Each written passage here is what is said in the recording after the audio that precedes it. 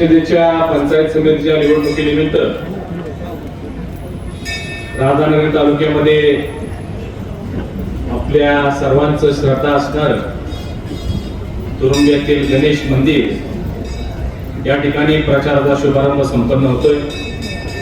आजच्या या प्रचाराच्या शुभारंभाला खास करून उपस्थित असणारे आपल्या सर्वांचे नेते आणि राज्याचे उच्च तंत्र शिक्षण मंत्री आदरणीय चंद्रकांतदादा पाटील, आपले जिल्हाध्यक्ष नाथाजीराव पाटील, उपस्थित असणारे महेश जाधव, भूषण पाटील, लहू जरग, राहुल चिकोडे, उदयसिंह पाटील कौलवकर, आज कार गाठला आपला कर्नाचा, संभाजी आराडे, अलकेश कांदळकर, रवीश पाटील, दीपक शिरगावकर, डॉक्टर सुभाष जाधव, धीरज करलकर, विटी जाधव सर, ज्योतिराम पाटील, कपिल फराटे, सुधाकर गुरव, बाळासाहेब नोंदे पण दिसले मला नाही साहेब। उपस्थित असणारे व्यासपीठावर सर्व सन्मान्य नेते, मोठ्या संख्येने उपस्थित असणारे सर्व ज्येष्ठ युवक, माता भगिनी, पत्रकार, छायाचित्रकार बंधू, जवळजवळ 10 वर्षानंतर या जिल्हा परिषद आणि पंचायत समितीच्या निवडणुका लागलेल्या आहेत। आणि खरं पाहता या 10-11 तालुक्यामध्ये कोल्हापूर जिल्ह्याच्या अनेक ठिकाणी आम्ही युती केलेली आहे। जशी परवाच कोल्हापूर महानगरपालिकेची निवडणूक झाली, तुम्ही सगळ्यांनी पाहिले की आम्ही त्यामध्ये भारतीय जनता पार्टी, शिवसेना आणि राष्ट्रवादी युती केली। त्याच्यापूर्वी नगरपालिकाच्या निवडणुका झाल्या, त्यामध्ये बहुतांश ठिकाणी आम्ही युती केली। याही वेळी आता जिल्हा परिषद पंचायत समितीमध्ये जवळ 6-7 तालुक्यांमध्ये आमची युती झालेली आहे। काही ठिकाणी शिवसेनेवर झाले, काही ठिकाणी राष्ट्रवादीवर झालेले, परंतु एकमेव राधानगरी तालुका असा आहे, तुमच्या सगळ्यांच्या भरोश्यावर आम्ही कोणावरही युती न करता गेले 10 वर्ष जे भाजपसाठी काम करतायत अशा सगळ्या कार्यकर्त्यांना, विशेषतः सामान्य कार्यकर्ते, एक विशेष बरं असेल मला वाटते, बाकी सगळे सामान्य पदाधिकारी आणि कार्यकर्ते या निवडणुकीला आपण उभे केलेले आहेत। मी मुद्दाम हे का सांगितलं, स्वतंत्र एवढ्यासाठी की गेल्या 2014 साली प्रधानमंत्री मोदींच्या नेतृत्वाखाली देशामध्ये भारतीय जनता पार्टी एनडीए सरकार आलं आणि तेव्हापासून देशामध्ये भारतीय जनता पार्टीमध्ये एक चैतन्य निर्माण झालं, कार्यकर्त्यांच्या मध्ये बळ निर्माण झालं आणि गावोगावी वेगवेगळ्या विविध माध्यमातून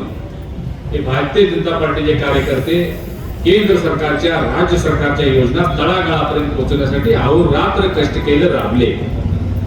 आणि मग एवढं राबून अचानक निवडणुकीमध्ये जर माहिती झाली, युती झाली आणि आपली जागा दुसऱ्याला गेली, अनेक झाले आमच्या आता इतर ठिकाणी परत झाले म्हणजे आपले कार्यकर्ते नाराज होतात आणि ते इथं न होता ज्यांनी राबणूक केली, कष्ट केला, अशा सगळ्यांना इथं संधी देता आली, त्याचा आम्हाला मनस्वी आनंद आहे। आणि शिवाय या तालुक्यानं अनेक वेळा म्हणजे राधानगरी बुद्रुकबद्दल बोलण्यापेक्षा राधानगरी कुठं बोलतो, इकडं सगळ्या राजकारणाची खिचडी झालेली आहे। कोण कुठल्या पक्षात आहे, कधी कुठं जाईल, काय काही सांगता येत नाही। आणि म्हणून मी मुद्दाम येताना स्टेजवर चेहरे बघत होतो आणि मला खूप आनंद झाला। म्हणजे उदयसिंह पाटील गोलवकर हे काँग्रेसचे एक म्हणजे वरिष्ठ नेते, द्रष्टे नेते, बाळासाहेब नवने या तालुक्याचे एक वैभव, असे अनेक मान्यवर, तर मला सचिन पाटील बसला असं सचिन पाटील आहे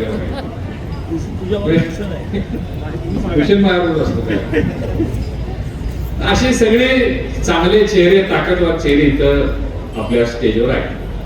फक्त आपल्याला एवढीच विनंती करायची आहे की लढाई सोपी नाही, लढाई मातबरांच्यावर आहे, मोठे नेते आहेत, समोर असणारे जिल्ह्याचे पालकमंत्री आहेत, काँग्रेसचे आणखी काय कोण आणि कोणतरी इकडे काँग्रेसमध्ये गेलं समजलं मला या तालुक्यातलं। तर असं सगळ्या परिस्थितीमध्ये तुमच्या सगळ्यांच्या आशीर्वादाची, मदतीची, ताकदीची गरज आहे। कामाला आम्ही कमी पडत नाही।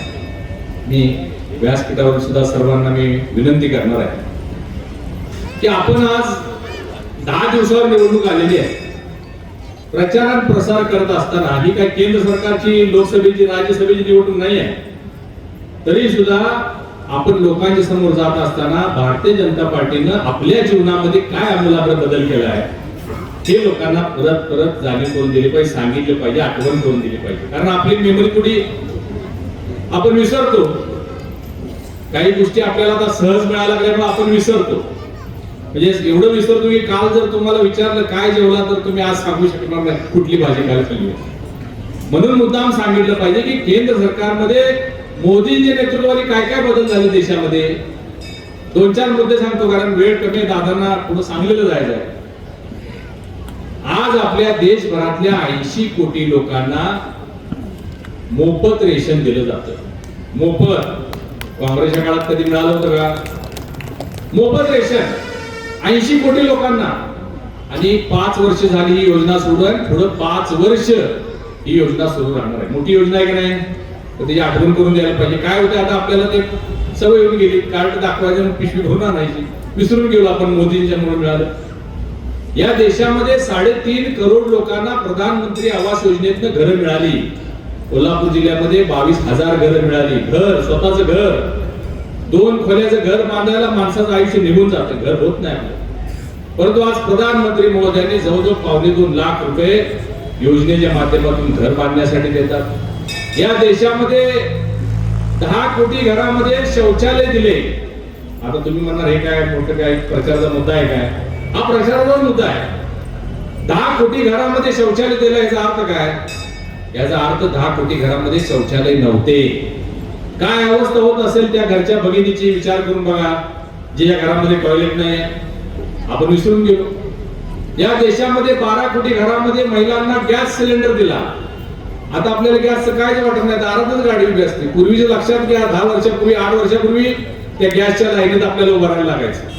आणि आपला नंबर आला की दुकानदार सांगायचं संपले गॅस जावा पुढच्या आठवड्यात. लक्षात आहे, विसरलो आपण. आणि 12 कोटी घरामध्ये गॅस दिले याचा अर्थ काय? याचा अर्थ असा की 12 कोटी घरामध्ये गॅस सिलेंडरवर जेवण बनत नव्हतं, चुलीवर जेवण बनत होतं. चुलीवर. आता बरं वाटते पुण्या मुंबईला जाताना चुलीवरची मिसळ, चुलीवरचं मटण, चुलीवरचा चहा. पण चुलीवरचं जेवण करणं हे काय सोपं होतं का? आजी आहेत आमच्या इथं.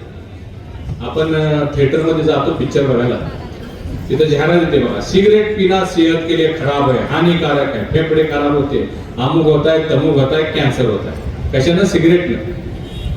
परंतु आमच्या आई, माई, आजी दुपारचं 1 वेळचं जेवण चुलीवर करत असताना ती फुकणी फुकवून फुकवून फुकवून 10 सिगरेटचा धूर तिच्या पोटात जात होता. त्याची काळजी काँग्रेसनं कधी केली नाही, त्याची काळजी प्रधानमंत्री मोदीजींनी केलेली आहे. हा विचार सुद्धा लोकांच्या समोर मांडला पाहिजे. आणि अशा अनेक योजना आहेत. आज किसान सन्मान निधी सारखी योजना शेतकऱ्यांच्या खात्यावर केंद्र सरकार 6,000 रुपये, राज्य सरकार 12,000 रुपये देते. कधी काँग्रेसच्या काळात 12 रुपये तर आपल्याला मिळाले का? 12,000 रुपये आज सरकार देते शेतकऱ्यांना. आता काँग्रेसचे लोकांनी ते सांगतात, पूर्वीचे लोक, की आमच्या काळात आम्ही कर्जमाफी केली होती. कितीची कर्जमाफी केली होती? 72,000 कोटी रुपये. आणि त्यात सगळ्यात तोटा कुणा झाला तर दादा ह्या तालुक्यात झाला होता. इथल्या लोकांना मिळालीच नाही. इथल्या दादांना 72,000 कोटीची कर्जमाफी झाली. किती लोकांना, किती शेतकऱ्यांना फायदा झाला? 4.25 कोटी शेतकऱ्यांना देशभरातल्या फायदा झाला, देशभरातल्या. परंतु आता किसान सन्मान निधीचे जे पैसे येतात, 12 कोटी शेतकऱ्यांच्या खात्यामध्ये थेट पैसे येतात. 12 कोटी. ते 72,000 कोटीच होतं. ऐकलं? गोकुळची बासुंदी पुन्हा खावीशी वाटतेय. खरं सांगू, मलाही खावीशी वाटतेय. पुन्हा पुन्हा खावीशी वाटणारी गोकुळ बासुंदी.